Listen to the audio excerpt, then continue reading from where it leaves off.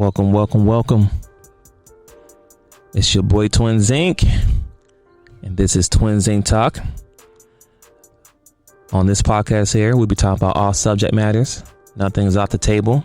We try to keep the facts, be respectful to one another, and just get that real dialogue that some people are scared to give you or won't give you, or to give you half-baked information. So once again, thank you for tuning in to twinsinc. Let's rock.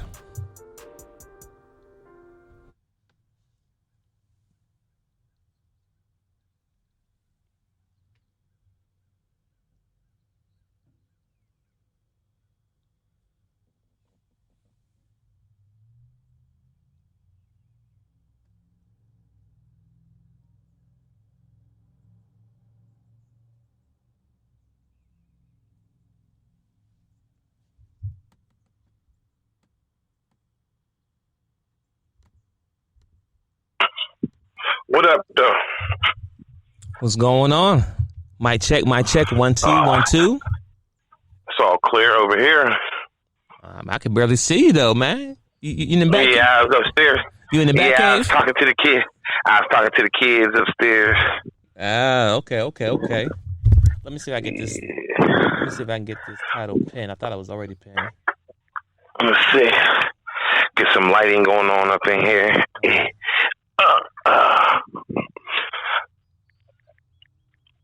They was making all kinds of noise. See, I can make it brighter. I ain't want to do all that. So let me hold up. Let me put this other lamp on. Because that's how I work in my office up here. I have my office set up. Tiffany be like, man, you need some more light because I got that big heavy duty light. She's like, that's too much light. My eyes be killing me. And you right. That outside light that you're talking about, right, or my window, right. That's a serious one. I use that one all by itself. Okay. Well, you know. But yeah. I mean, first off, it's definitely a blessing to be like, in my office and you're at home, right?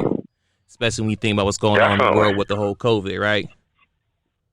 Oh, man, I'm blessed. Remember, I came to Georgia getting on your nerve, bro. Let me get in Verizon with you. You know, it was, I like to take this time to point it out. Everybody got their time. It ain't about your place. Everybody be like, oh, I got family to work there. He should get me a job. Dwayne, why should you get me a job when you fresh out, taking care of a family and 10 years, look where you at now. Now, if you'd have got me a job up in there, and remember, I had the capability to still get in there. Remember, I went and got a job at Shredded and had full access to your whole company by going to collect confidential information. And I got to see everybody. What I'm saying? So at the end of the day, I didn't cause no confusion at your job, or I didn't bring any negativity to light by my character or change the outlook of who you were. I went in the building and saw you in the Jesty and the baby's picture for Christmas on the. Hold on. Breathe for a second. we just started and you going in, people jumping in like, hold up, what's going on here? So let's bring it back for a minute, man. So first off. Hey everybody, this is your boy twinsinc. twinsinc Talk the way. I have my twin brother Darryl. What up? Everybody say what up to the bro. So first off, this is probably it's going to be very interesting conversation today.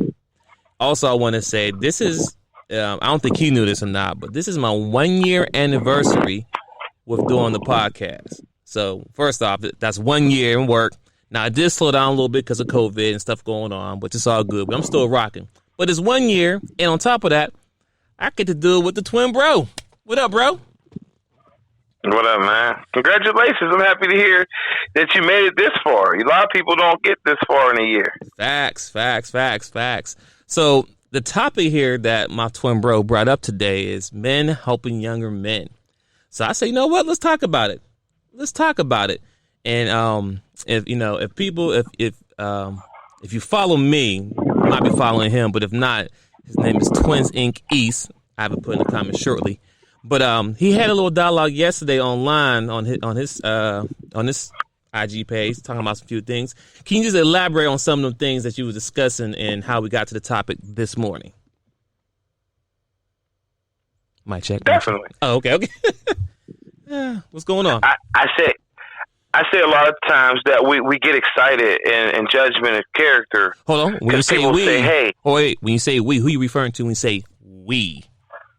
As a team, as a group, you got to still say, like what Shaq did to Dwight Howard. Oh, man. Dwight Howard's clout chasing, saying, hey, man, we wouldn't have won that NBA championship if I didn't get those 4 block shots. And if I didn't come in the game and stop the greatest passer in the NBA.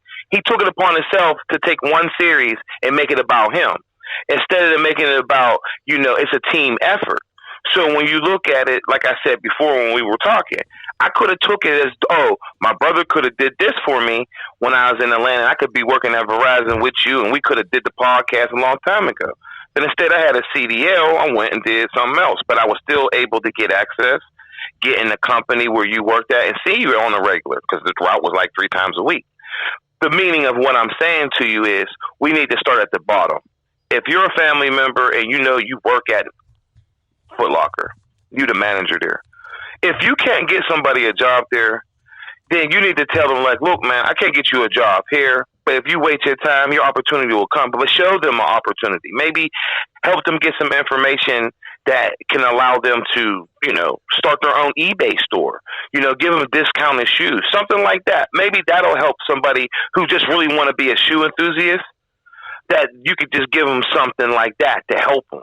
Because a lot of times people don't know what angle they're really good at until somebody opens a door for them. And everyone doesn't know that that's what they're doing. A lot of these stores you see open on the internet, they don't say Darryl store. They don't say Dwayne store. So their store succeeds.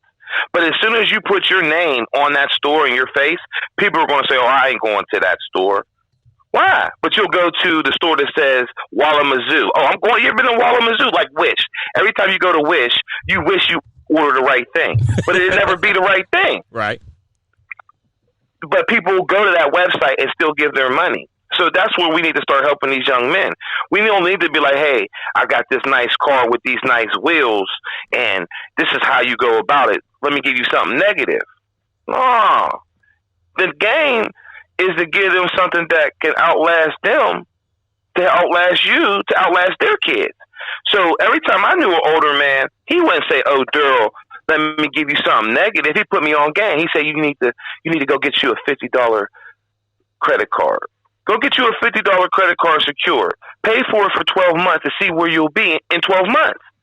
Instead of giving this person a hard-pressed dream, you need to go work at McDonald's, get any job anywhere, and start making money. No.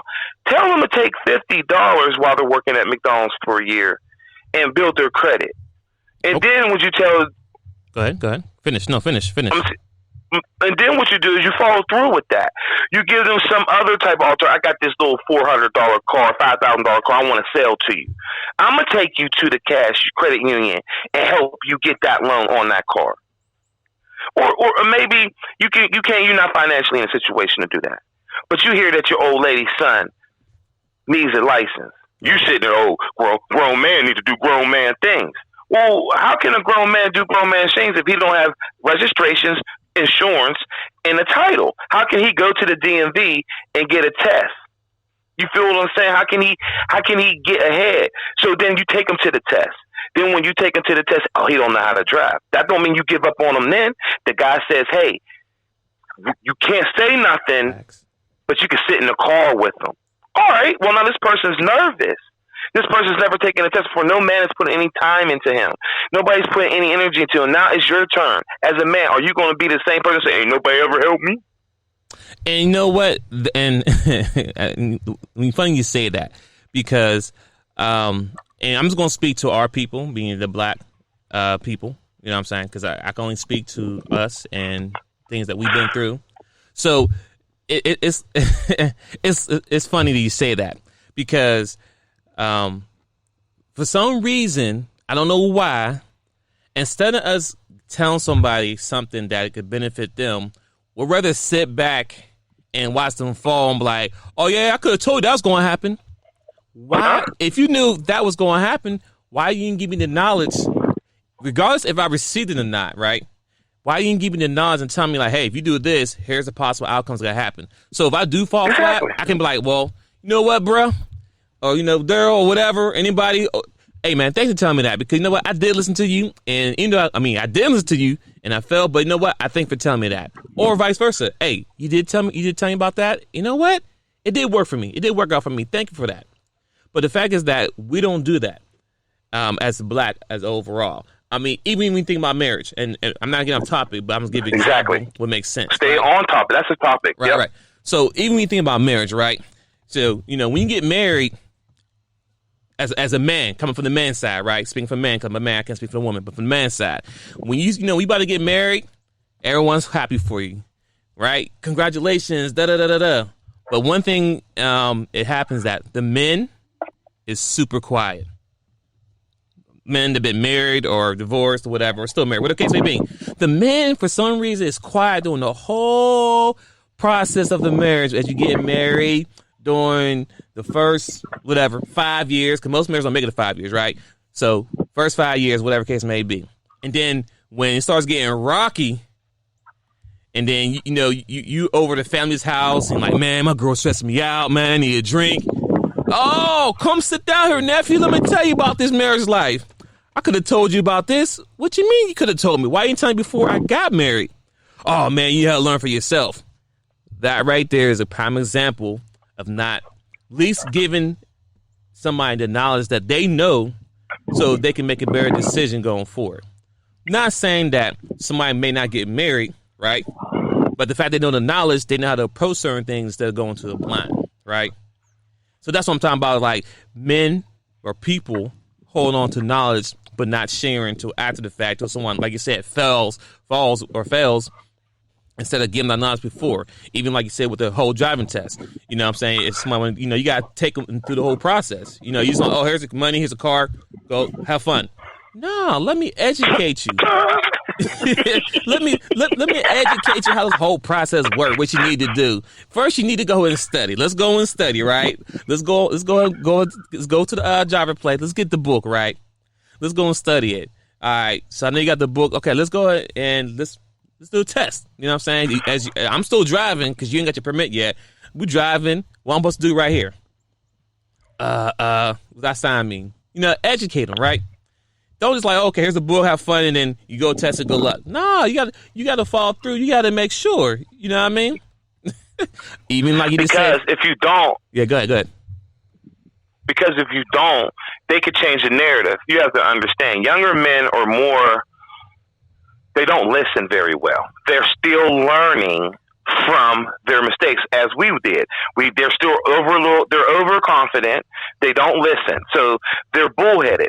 So until you're able to say, hey, just like basketball, Coach Barrett, he turned out the lights, gave us that long speech, turned the lights back on, got everybody on the free throw line. He said, I need you to bend your knees, tuck your elbows, follow through. That's the same thing in life. Somebody's going to give you a long speech, distract you, turn the light back on, and say, now do your job. And what people don't understand is when we don't have a black man to say, they're doing that to make sure that you stay on task. They're not going to make it easy for you to do an easy job. That's what the biggest distraction is in life. My job I have to work at home. I get all kinds of people jobs, bro. So I got this job from working at home. This job, all you got to do is sign in for 8 weeks and you get paid, I'll say, between good money to okay money. But it still keeps you eligible for food stamps, welfare, light gas, Section 8, if you needed those bare necessities to take care of your kids. And home time. And it will help you still be able to get a car. Knock all that aside. These are for women who are trying to be at home with their kids that can't have a full-time job, don't want to pay for gas all the time. Okay, I'll get you the job. First time you take a phone call, it's too hard. 6 months later, you take the call. You're like, man, this is easy. I'm glad I took this job, Darryl. Thank you. This is the hustle. I can multitask now. I can take care of my child. I can wash clothes. Thank you, Darryl, for helping me get this job. But then if I try to get a brother the job, he won't be able to sit down long enough to find out that we sit in queue for 45 minutes, bro, because he don't want to learn the word queue. That's what I'm trying to say. You got to follow through. You got to teach people the little shit. Nobody going to know what queue is when you first get them a job. Hey, bro, my queue at my job stay at like 45 minutes. What the fuck is a queue, dog? I got bricks in my pocket, dog. What do you mean queue? Well, you understand? Well, I mean, right. I mean, and everything you're saying right now, you're hitting on point. And when you think about, we start paring back the layers, it all comes from two things, right? You're having yes, I will, definitely. Two things you have to do, right? Two things you need to peel back behind the layers to get to the root cause of these problems, right? One, education. That's number one, right? Two, we need more male role models for young men. I understand there's women out there who are raising single men. I mean, younger men. You can go back. I know we have single women raising young boys by themselves, and there's no man figure in their house, right? No, stuff happens, right? Let's be real. We keep it 100 on this show. My dad was there, but my dad left a big chunk of our life, and he came back, right? But he still came back and he still raised his guys right. So no, knock the hell out of my dad to death, R.I.P. But the point I'm trying to make is that my mom had to raise two young twin boys at the same time. So we both hungry at the same time. We both eating everything at the same time, right?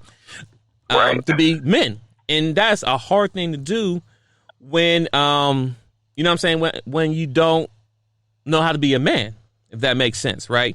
And then on top of that, I get that you don't want to trust any man around your kid, which facts, because this day and age, you got people touching people. I'm slapping niggas, bro. I'm on the hunt. Yeah, I'm on the hunt for your ass. Right. I'm on your ass. So, but we need to have programs set up when men, like educated men, successful men, who can take some time out the day, like a mentorship tutorial, to teach these young men how to be, teach these young boys to how to be men. Just be clear. Because like you said, you know, you get them a job, like you said, a woman can get a job, work from home, and, you know, she could do it and she can multitask. But then you get a young boy, because we're talking about young men, young boy who get a job and he don't understand he got to sit and there's back-to-back calls for 8 hours, and you got to take calls nonstop, back-to-back, with two 15-minute breaks and an hour lunch or half an hour lunch, and you got to get back on, and people cussing you out, tearing you down. I get that. But the thing is that what's messing our young boys up is this not social media and the media and whatever. People want the fast money, and that's the problem. The young generation, they see things happen so quick. Like, oh man, I can go out there, like you said, I got a break, I can flip it real quick, or I can sell some weed, or I can do this. Sell quick money, because that's what they see all day when they brainwash watching social media and TV and stuff that does not really give no education. Because you think about it, there's no educational TV shows out there where a young black man could watch and actually learn how to be a man. You think about all them shows like the Cosbys, you know, all those shows, I can't think of the top of my head, but when we was growing up, we had education shows that we watched that help a man to figure out how to be a young man. You know what I'm saying? But now you got these, you know, love and hip hop shows. They watch them because they get plenty of ratings. NBA basketball, you know what I'm saying? They showing how people get money quick, and women this, women that. If you want the woman, you got to have the nice car and all this stuff. And they don't understand the basis of working hard for what you get. And, you know what I'm saying, have those skill sets to be a man so you can lead the next generation. You understand what I'm saying? Because I think, and I tell this story every time. Now, me and my homies, we get together. Everybody's process looks like, oh, yeah. They see the Rolexes, they see the Jags, the Infinities, they see the trucks, they see all this shiny shit. And I keep telling these niggas every time they come home, bro, I'm still broke. I still feel like the day I first came home, because I still got to pay those bills like at square one. So yeah, I got this. I accumulated that. I accumulated this. I accumulated that. But I'm still at square one once I accumulate it. So even if you see me with these nice things, look at me like I'm still that same nigga that was down at day one. Because I am. Because if you go to my bank account, I'm faking it till I'm making it. If you go and you look at the tires on my truck, you're like, this nigga needs some tires. But it's mine. It's something you can't take from me. I own it. And that's what these young boys don't understand. They willing to get a rental car for 6 months instead of getting an $800 hoopty. Finding them a loyal woman, letting her work in the hospital while he's slinging T-shirts with his computer. Or he's selling masks now because that's the new wave. Or he's selling Bel Air bottles. Whatever you sell, it's commerce, baby boy. Remember the movie Baby Boy when he's like, that one got heart. And they beat the shit out of that one. He was really bad. The one, he had heart. He had heart. And I'm just saying, we forget that when we grew up in the hood, you got bullied. You got picked on. You got individually looked and preyed upon. But those same people, you can look back now and say, I'm glad you did that to me. Because where you at now? Did somebody put you up and harass you all the time? Did somebody make you better? Did somebody pick on you to the point where you're able to read a book and understand the instructions in the manual? Right. Well, I mean... or you don't have to... No, go ahead. Look, it's easy to be negative. That's what I'm trying to point out. It's easy to pick on somebody. It's easy to pick on the littler guys, the person that don't have. So we got this generation of little guys running around with guns, picking. We ain't doing that. We picking. Like 6ix9ine, 6x9x12 is doing. He's picking a fight because it gets some ratings. YouTube hit, Soulja Boy. Drake, anything that you get to get a hit is now the new wave. See, I used to bootleg CDs. They called me Death 2001 because I would hit a button and steal somebody else's music, which was called bootlegging. Then I grew up and I was labeled the bootlegger. Meanwhile, 50 other people are bootlegging, but I'm the bootlegger. Give me mine then. Give me my Kingpin bootleg tag then. I need all my copyrights. I need all my yens back then. But they don't look at it that way. You got people putting weed in colorful bags now. But I went to Louisiana before everybody in did it. Came home and said, hey, yo, they putting shit in bags now, bro. Go ahead and put shit in bags. Nobody listen. You know what everybody's doing now? They throwing everything in bags and running up on me. Hey, look what I got. I got something in the bag. I said, nigga, I told you this 2 years ago. Listen, they can't fool me without helping the little man. If you ain't cleaning bed bugs, if you ain't helping your grandma, if you ain't helping a kid that can't read or can't see, if you ain't helping somebody, I don't give a fuck about what car you drive or how many chains you wear. Because all that shit gets taken away when the feds come. I know that story well better than any of these thugs telling. I'm raising people's kids that their daddies ain't there, okay? So all about these people going around and publicizing that they're better than other people because they got jewelry, because they drive nice things, you can miss me with that. Because it's too hard out here for these mothers to be trying to rationalize, I used to be living on top of the world. Now I'm trying to maintain all this shit, and I got this son, his dad didn't put no time in. Because his dad couldn't put no time in. Look at all this shit you accumulated. So we need these young men to have some type of mentor out here that's going to get you in a truck, that's going to teach you how to change a tire, that's going to teach you how to use a weed whacker. Do you know how many of these young men don't even know how to cut grass to start a hustle? No, that's true, because I remember that's what we started. Well, definitely you started out doing with the cutting grass. I was helping up, but then I was tearing stuff up, so you had to fire me. I got fired. I got fired from a job early in the game. You wanted to go swimming. You wanted to go swimming. As soon as I gave you your first $10, you out. Get out of here. You wanted to go swimming. You knew what you wanted that $10 for. But I mean, honestly, right. So I mean, you think about it. A lot of things that the young youth is worried about is really material things, right? You said a few good points towards the end. You were saying that a lot of these young men don't even know how to change a tire. Like, they get pulled over, they just stuck. They have to call AAA, and they sit on the road for hours waiting for somebody to come pick them up. Pause. Right there. You supposed to be the biggest top dog nigga in the world. You don't have a driver's license, and you didn't put enough gas in your car today. And you ran out of gas on the major interstate. Why do you call a nigga like me and clown a nigga like me in the same breath? But take everything I said first, and then why are you even bringing me up? That's how clownish this world is.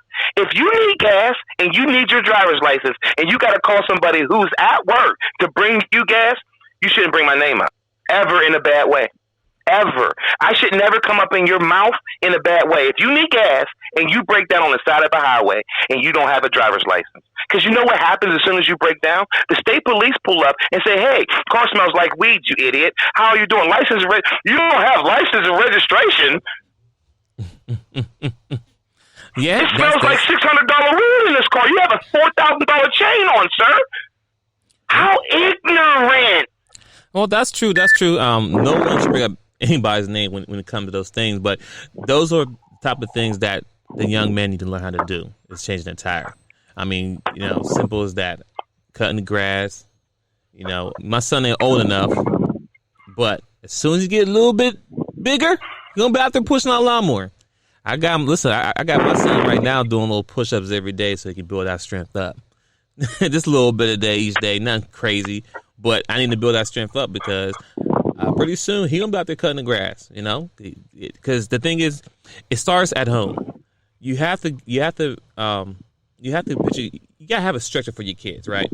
So if they don't work hard as little kids, when they get older, trying to get a 16-year-old to cut the grass who ain't never cut the grass, they might look at you like, I'm not cutting the grass. I never did before. Well, I'm gonna do it now, right? And then you arguing with your son because he won't cut the grass. Like what? Why you even have this debate? Like I say, go cut that grass. Yes, sir. Get it going. So once again, let's go back here. So when you think about helping the younger generation, what do you think what are some of the things you think that can help the young generation? Stop addressing, like I did, how I pulled it out. It's the men that are in control of the narrative. You cannot just look at a shiny box and say, man, he has the watch, the shirt, the clothes I like, and think that he's a great person and always think that what he says is important. Because mind you, if you go back and read a book, the kings and the queens and all those people did wear crowns. They wear big jewelry, but they empowered their people with nothing. They taxation without representation. Mm-hmm. So anybody that walks around thinking that they're a god in a king and queen armor, that's what you're trying to do. You know better than Rick Ross is buying $1 million worth of land. Smartest thing he could do with $1 million if you think about it. Oh, yeah, that's cheap money. That's $1 a house. That's cheap money. I ain't knocking Rick Ross for that, but I'm saying that's a smart idea. But what I'm saying is, why is it only the ultra rich being able to control the narrative? You understand? It's not somebody hold on. Think about this. Think about this for a minute. What Rick Ross is doing right now with buying land is huge, and it's definitely a dope situation that he's doing right now. But think about this for a second. How long has Mr. Rick Ross or Rose, whatever you want to call him, how long has he been in the game? Just think about it for a second. Long time, about 10 years plus maybe, right? Right. And mind you, he's been making money since day one. So it wasn't like he just made big money this last year into his career of business, rapping, entrepreneurs, beer, whatever. Right? But what I'm saying is that somewhere down the line, someone has given him knowledge of what he need to do with the money. Because if you look up Rick Ross, 5 years ago, he wasn't every day he was just hustling. He wasn't looking to buy no land. He got the cars, he got the jewelry. His health was bad because, mind you, he really started getting himself together. He was passing out, having seizures and stuff. So that's what I'm thinking. So you see how I'm feeling. So, like I said, not knocking him, whatever, is the fact that as popular and well off he was, he didn't have the knowledge to when you get his money to immediately start investing into it. Imagine if you've been buying land every year. He don't got to spend $1 million a year because it don't cost much to buy land, right? But you walk around with a $1 million chain. That's a couple of houses around your neck. Because once again, I said $1 a house, right? And once again, once you spend over $10 million for that jewelry, and you try to resell it, me and you both know you don't get that same value. Because that's about $7,000 jewelry. Yeah, because after you done chopped up the diamonds and colored them and whatever you do to them, the value of appreciation goes down. So whatever you thought this $10 million diamond chain's worth, I mean, $10 million you might get $1 million for it, but you're not getting $7 for it, not getting $5 for it. And honestly, if you're trying to sell it, you're broke. Ooh, that's another thing. So the point I was trying to make as far as pointing Ross up, it's kudos to him that at the point now in his life now, he's work on his health because health is wealth. And on top of that, he's buying land, which is definitely dope because that's something he can leave for the future. Don't know if he's going to build a house on it. Don't know if he's going to sell. I mean, do it. I don't know what it does. The fact is that he has actual land. That is dope. But the point is that I'm pretty sure if he had the knowledge of wealth, of real wealth, he'd have had that stuff sooner and had multiple lands purchased all. Because mind you, every year inflation goes up, money goes up, property go up, land go up. So what he paid this year for that land, he could have bought land wherever. It should have been expensive, but it wouldn't have been as much. You talking about 10 years ago, you could have bought land much cheaper. I mean, think about it. My house. So we both know that the inflation. Exactly. Facts, you said it. Facts. So he factually wasn't where he's at now. He didn't have the endorsements. He didn't have the residual mailbox money coming in on a regular basis. And that's what I'm trying to point out. If you want wealth, it has to be mailbox money. It has to be in a residual income. You have to teach these younger men, hey, which we didn't get. When I was selling CDs, I wish I'd have had a website where I'd have had people getting my master copies of all those death sets from the past because people are asking for them now. And I could be selling those. He don't have no copyright on those. He don't have no control of those. But I ain't had nobody. I had them talking about me. And a nigga had to go on a CD, you little nigga, burning my shit. I'ma see you. And they thought that was cute. Right. But it wasn't because it made the man lose interest in his own hobby. No, I get what you're saying. Right. And so me personally, what I think young men need as far as the help and knowledge to prepare themselves for fatherhood or manhood is, first off, stop worrying about these fancy cars and jewelry and stuff like that. Because as soon as you pull out the lot, the value of it drops immediately. If you want real wealth, first off, before you even get into cars, the real wealth is one, making sure that credit score is over 700 plus. That's real wealth right there. That's number one. Enjoying a good interest rate is definitely a benefit of good credit. Right. So definitely get the credit on point. Right. On top of that, you want to start saving now. Saving is definitely key. I mean, especially you think about the young generation now. I mean, hell, by the time me and you retired, it's good luck if we can get any retirement money as far as outside of your 401k money. Outside of your 401k that you're creating. Yeah. Outside the money that you're creating, don't expect you're going to get a check from the government every year for the rest of your life. Good luck with that, especially to the younger generation. I got my fingers crossed, but I know I got to start saving now. But the point I'm trying to make is that when I look at my son and my daughter, I'm like, whew, good luck with them trying to, lean on the government for financial capabilities when they get to their 70s, whatever. You know what I'm saying? You get what I'm saying? So you definitely want... And so, hold on. So, like I said, you want to make sure the credit's on point. You want to make sure your savings on point. And then when you think about going to college, when you think about the education, because that's see, we've been brainwashed, right? Think about this for a minute. We all been told you go to school, you get good grades, you go to college, you get a job. That is the American dream. Think about this for a minute. I was on a conversation with Chris the other day talking about this. That's really just another form of slavery. Now, I have a college degree, so I'm part of that if you think about it. But the point I'm trying to make is that the structure is good when it makes sense. But if you're going to go to college and get a college degree, get something that you're going to need to you can make money right away with. Going to school to get a business administration degree, that's a waste. If you're not going to school to be an engineer, computer science, or computer science, or something in the medical field, you're wasting your time. Lawyer, stuff like that, like stuff to make money. All you're doing is putting yourself in debt. It's a recurring cycle of the slavery in the different means.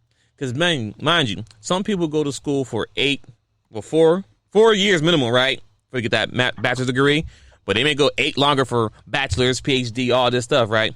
And they spend over $100,000 for school loans. We'll stop right there for a second, people. Over $100,000 for school loans. That's a semester. Think about this.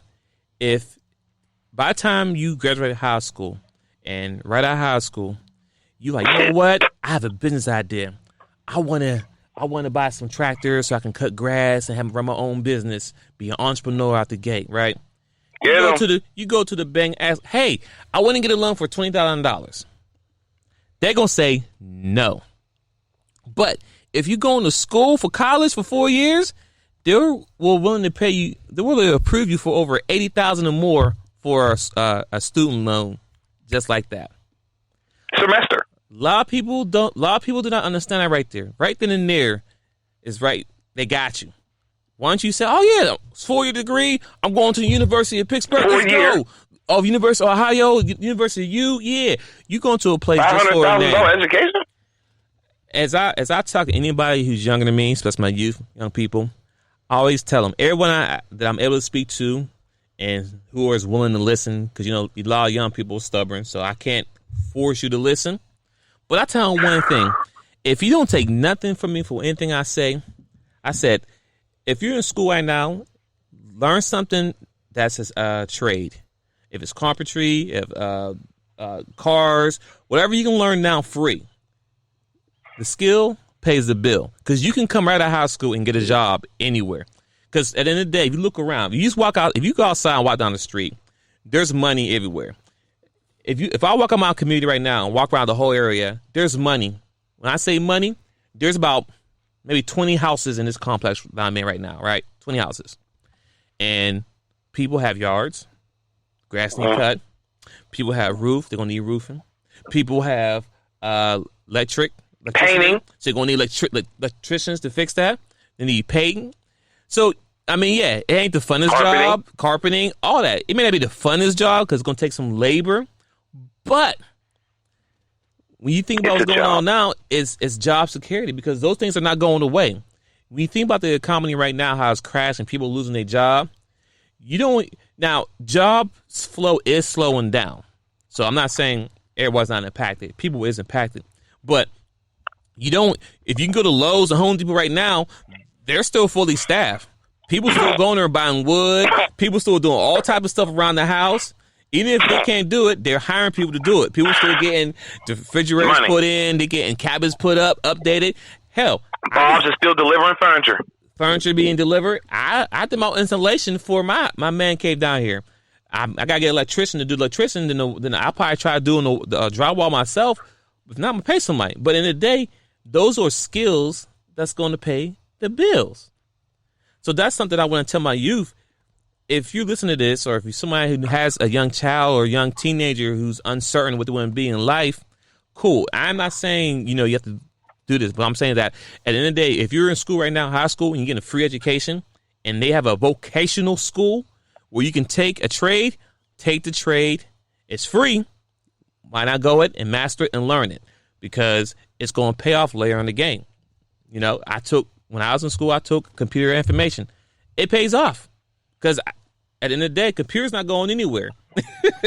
I mean, right now we're on the cell phone doing a video chat. I mean, it's a cell phone, but there's still someone behind the words putting the hardware together, doing a program together so people can chat face to face on video. You understand what I'm saying? I got my laptop here. I got my equipment. There's things that someone's going to still have to do. So skills pays the bills. Get it? Hey, bro, the computer screens is all around me. Right. All day long, man. Right. I live around electronics. So, listen, I do too. I swear I have to get me a backup generator here just in case something goes out, so my stuff don't get messed up. You know what I'm saying? But it's the fact that, when you watch these shows, these young and youth people look at these people, they go on social media and see these guys with the money, cash, and all that, but what are they really doing? Where are they at 10 years later? Oh, hell, shit. Where are they at 5 years later? You know what I'm saying? Your favorite rapper, what is he doing? You know what I'm saying? I mean, I'm giving you the room. I'm giving you your room, but I want to give the room to see how you're asking where they at. Here's my argument with that. If they're there, they're doing exactly what I'm telling you, the sustainability part. Then they went and found a cleaning business. They went and found a yard cutting business. And they went and found little young niggas that think he's still a rapper and he's relevant. How you think Master P is still relevant? How you think Puffy's still relevant? His kids. So at the end of the day, only when these people make kids do they put game in hand to young men. So why can't they do it for all men? That's how I know this game is sold, not told. Okay. Hold on. So when you said Master P and Diddy, you're saying, to be clear on this, he said the reason why they're still relevant because they pass the knowledge to their kids, right? Right. Absolutely. Absolutely. Which you hit on top of the nail, right? Which is no knock to them because that's what fathers are supposed to do. They're supposed to pass the knowledge to them. But when you think about them, how do you think they made their money? Out the glamour, the glitz, the green, Mr. Ice Cream Man. Let's call it what it is. Yeah, baby. They. I'm not blaming them, right? Because we all have the choice. As a man, you have a decision of picking and choosing what you do, right? You know what I'm saying? I'm not blaming them for nothing. You know what I'm saying? Because I had the choice to sell drugs. I had the choice to go to school. No one put a gun on my head and said, hey, you need to go hit the block. Hey, you need to go to school. No, I know what I wanted to do in life and just things I wanted to do. But the point I'm trying to make, and I ain't knocking them because I respect what they're doing because they got multiple streams of income. Diddy has a Revolt TV show. Not too many black people have their own, network. You know what I'm saying? What they want to do. P got shoes, got food, got snacks, oodles and noodles. Let's be clear now. Hold on. Let's be clear now. Let's be clear. Hey, I ate a lot of oodles and noodles back in my bachelor days. Okay, I'm gonna call it like this, right? And waffles. And waffles. So what I'm saying is that was a smart idea by P by doing the noodles thing because think about it. In a cartoon character. Come on now.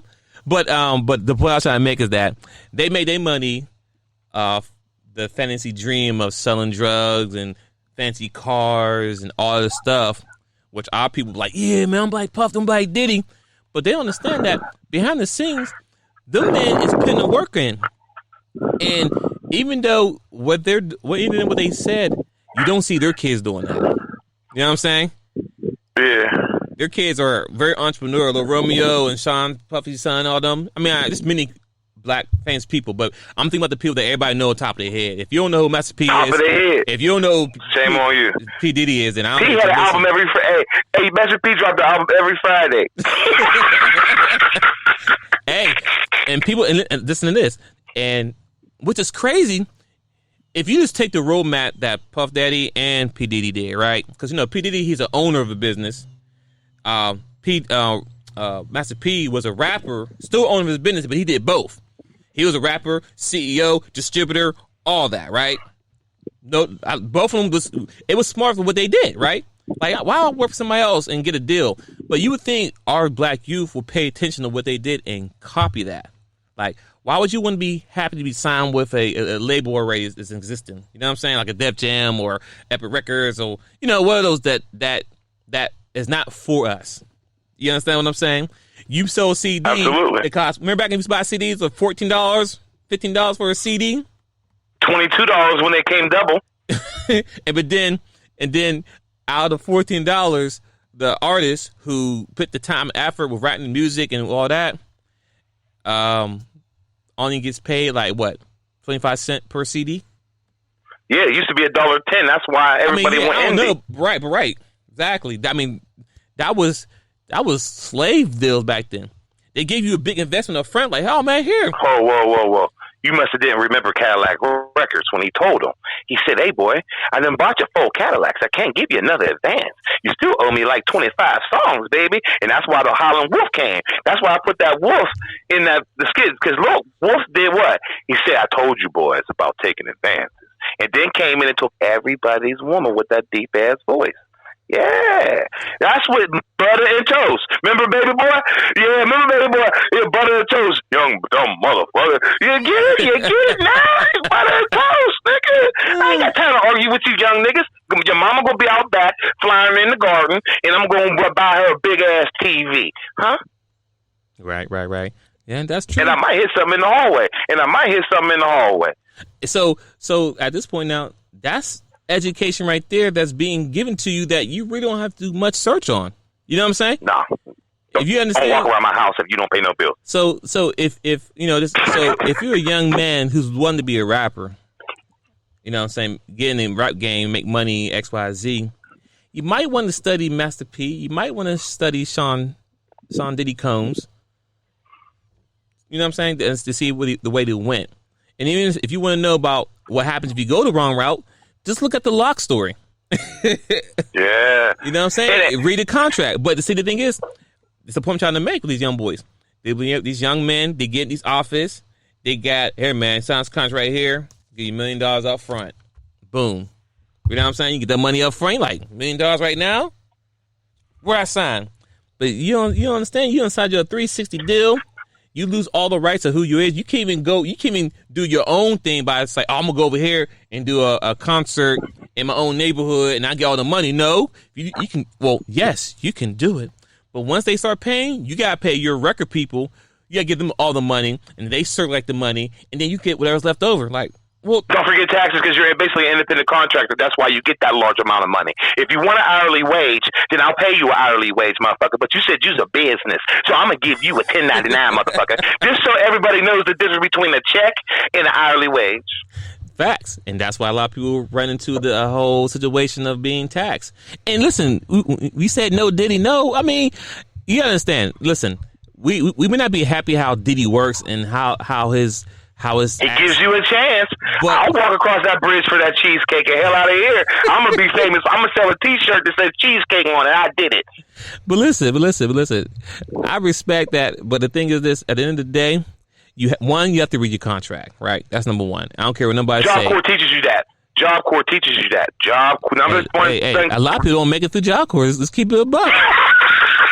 Hey, I'm just calling what it is. But they're in high school. But listen, hold on. Listen. He's not a bully. I'm just saying that the fact is that what Diddy has done, and that's well public, and everybody know about. We do pay him out to be a bad guy, but let's keep it all the way a buck. That's not Diddy. He's just the face of what's been going on. The other white label's been doing this forever, but they don't get Cadillac the slack. Records. They don't get the slack. They don't get the slack for what they did to other people over the years. I've been around. I've been around the world. They got you wearing shiny suits and every damn thing. Same damn thing. But the concept is the reason I say use concept because at the end of the day, he's still a black man. He started from the bottom. He worked for a company. He got fired from the company, started his own company, and now he's a billionaire. Now, the way he did it, do we like it? Man, I mean, it is what it is. I mean, you want to step on a few backs and make it to the top, right? Rockefeller, Carnegie, Mellon, all them stomped on, what they call it right now, GE, General, all them. Yeah. Ain't nobody perfect. No. So at the end of the day, I like to say we got two age groups we're going to talk about because I did say hitting it in the hallway, and I want to edit this a little bit to make sure I'm clear on how I'm approaching things. There's two age groups. There's two age groups that younger men we can help, okay? Now, I'm a father first. Now, if I'm raising a child in a home, we're going to raise it like this. If you have special needs, if you need educational help, if you need resources, I'm that type of father. But if you're over the age of 18 and your shit is slanging and you could pay bills with it, I just suggest, this is just my personal opinion, you go out and sling it like your daddy did. Now, that's just my personal ability that I would offer any young man over the age of 18.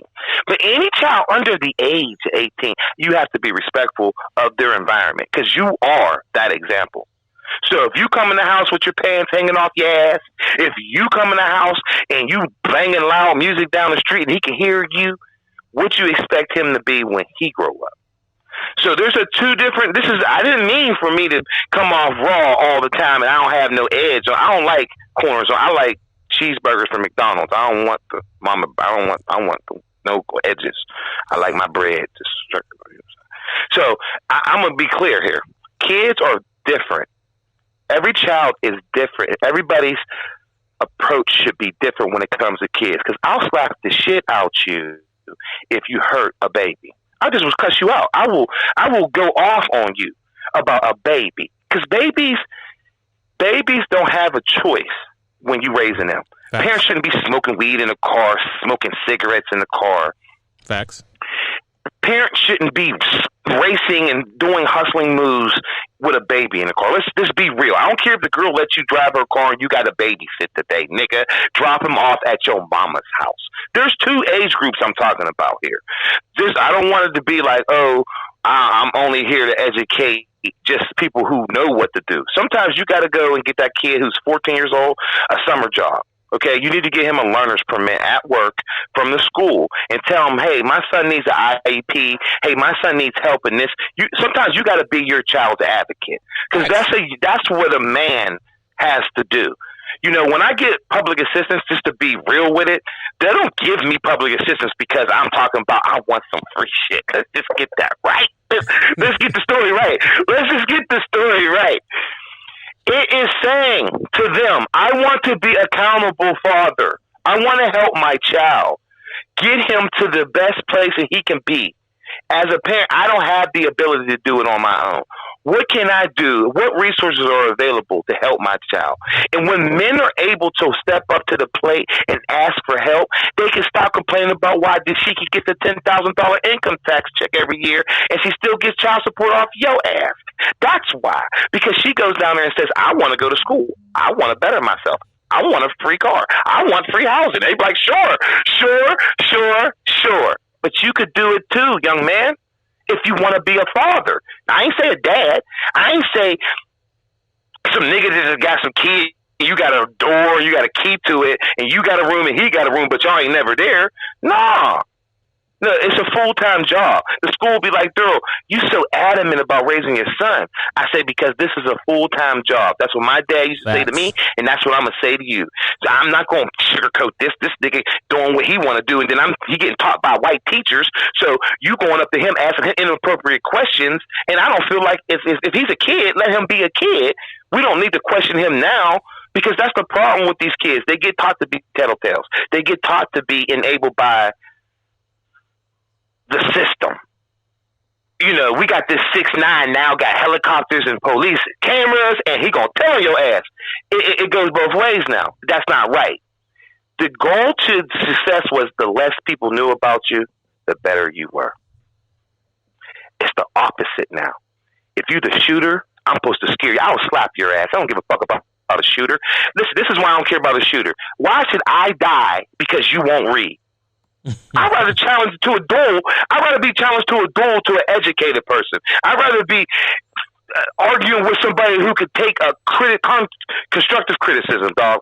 The reason you're getting shot in these streets is because you ever been to Job Corps? I've been to the Job Corps where they don't show you. Kentucky. They said, young man, read. It said, how are you doing today? He said, and he had gold teeth in his mouth, 6 gold chains, and he was a thug. He was the hardest nigga, and he had muscles. He had waves. He was hard. He couldn't read the sign, bro. That's sad. And they didn't like me the whole time I was there. That's what we're getting shot by. You getting shot by an NBA youngboy. He's a mental case issue. Anybody that can't roll up in Charlottesville and act like that, like he's acting in Louisiana, is the same damn thing them white boys is doing in Charlottesville. Why can't he go up there and go, abba do? Because them white boys know the rules. You can't go up there without a license. You can't go up there with a permit. See, the NBA youngboy can't run up there. Them white boys, bow, bow, bow, bow, bow, bow, bow, bow, bow, shoot you down. It'd be a whole bunch of dead niggas. Malcolm X did, and you see they changed the rules. See the difference in the narrative. Malcolm X walked around with loaded guns, and they said, change the rules. Education is king. Education is king. And that's going to take me down a whole nother topic. We run out of time. But but that's true, though. That's who people... You know why people like him shoot people like us? Because they're feelings. Yeah, I talk so smart to your ass. I tell you inside. When you hurt their feelings because you can't read and you say something to him because he say something to you first. Like at least I know I read. Oh, he disrespected me. Let me get my gun and shoot him. Oh man! Like first off, that goes but see that goes back to them being a little kid. You know what I'm saying? That's where that structure needs to be held accountable for man and woman. Get your ass whooped when you was a kid. Exactly. We learn now. Me, you know what I'm saying? I'm a father as well. I have 2 of us, 8-year-old and a 6-year-old. My daughter's 8, my son's 6. But I'm on them like white on rice. You know how we play. You know what I'm saying? How our dad raised us. But I ain't playing with you. Not playing, because I know what they have to deal with going farther in the world. You know what I'm saying? Nothing's gonna be handed to them. And if you don't give them structure now, when they get older, it's hard to break bad habits. You can't tell a 16-year-old to go clean the bathroom, which he had never done in his life, and then expect him to do a great job at it, and then you get mad at him because he won't do it, and you fighting with your son, and then y'all get into it. Get out my house. Wait, hold up. You created this monster. You created this monster because you didn't give him structure at a young age. Like, you know what I'm saying? It's all repetition. It's all repetition. You have young kids, you gotta put them on schedule. I don't care. When they get up, they make their bed. They eat breakfast, brush their teeth. Especially when you ain't got no job. These are things I require my kids to do every morning. You get up, use the bathroom, clean, make your bed, eat breakfast, and brush your teeth. If I come up by midday and actually, is your room clean? You brush your teeth? You're like, no. Oh, why? Why must we get daddy acting fool?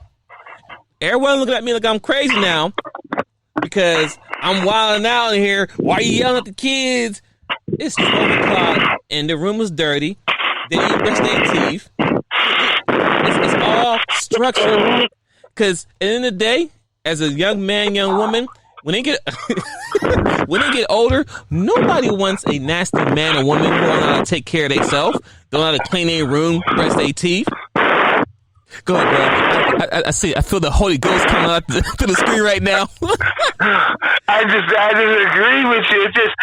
It's so tempting just to whoop your ass if I just see you like that. It's just, hey, I'm crazy. How am I crazy? You know, this is what I get when my son's mother don't like me for that. That's why she's like, oh, you got to go. Oh, yeah. Good morning, everybody. Morning. Right. Oh, it's time to go. Okay, get dressed. That's it. What do you mean? There isn't any wait for it. You know what wait for causes you? Causes you a car accident. Causes me to catch a flat tire. Causes me to be late. No, this is my show. If I want to sing New Edition, we all going to sing New Edition. Not because I wanted to be that way. It's because once I get done, I got all this time for the individual effort that I need to put into this entire relationship and my children. Because if I have to spend any extra time explaining myself over and over again to you, what's going to happen? You're going to say I sound crazy. The kid's not hearing me no more because I'm repeating myself. So therefore, I have to take it up a notch. And taking it up a notch means I'm going to have to cuss you out because I took it up a notch, which that means I'm going to whoop their ass because I took it up a notch. See, I don't want all that in my life. No. Where I want the kid to learn. No stress. I don't want that stress in my life. My blood pressure going up now, heart racing. Like, why? So I feel you. These simple things. And I think, when it comes to women, they don't really understand that why we act crazy like that, because we're trying to prepare our kids for the future. That's all it comes down to it. It's not that I'm trying to be a rough dad and all this. Oh, why are you always yelling? It's like I'm just trying to get my kids ready for the world. Because living in America in 2020, you get shot and killed for not listening. Simple as that. Regardless of whose fault it is, they shouldn't. I don't care how much they should have done this. That's too much violence and all this. At the end of the day, if you black, if they say get down, you like, what? I'm not getting down on this ground. Pop, pop, pop. Because what? You didn't listen. Regardless if it was excessive force or not, you didn't listen the first time when he said it. You feel that because I know my rights. Man, listen, at the end of the day, I know my rights too. But at the end of the day, black men and black women still getting killed in the street daily and nothing happened to them. So knowing your rights don't mean nothing if you get killed in the street because you don't want to listen and follow instructions. Put your hands down. Start walking to the car. Do I agree? Is it unfair? No. But you think about kids. But think about this. When you tell your kids to stop what they're doing, they're not happy, but they do it though. But they have no choice. Right. That's the point I'm trying to make. As an adult, you think you have a choice. You really don't have no choice. Unless you're an FBI agent in the street, the cop has more overpower you in the street. I don't care who you is. Unless you're a lawyer, then you can talk that shit to them on the street, and they're like, oh, okay, all right, he's a real lawyer. You know what I'm saying? But outside of that, you're just an average Joe. So the reason why we try to keep our kids in line in a certain way is because we just try to prepare them for the world. I don't want to be home at the age of 7 years old, watching TV with the wife, and you knock on the door with the police, talking about, oh yeah, your son's been shot and killed by a cop. What? I don't want that feeling. You know what I'm saying? I don't want no parent want to ever hear their child being shot and killed in the street by a police officer. You know what I'm saying? Like he went hunting. It sounds like they going hunting for niggas. Yeah, like, you know what I'm saying? Like when me and you used to leave, run the streets, me and you, bro, when mom would be home, she'd be like worried about this. I didn't really think about it now until now I'm a father and I have kids. Like, damn, if mom was worried when me and you was running the streets now, imagine how me and you gonna feel in this day and age of our kids, our young boys and girl running the streets now. It's gonna be on like, oh man. Oh, hey, this live about to end in 26 seconds, so we're going to end this live, but we'll come right back because I feel like you still got some more stuff to talk about. So I'm gonna stop it there because I don't want to keep going. Go ahead, bro. Go ahead and stop it here and hit me right back. I'm right here, bro. All right, be right back. I love you. Love you too. One.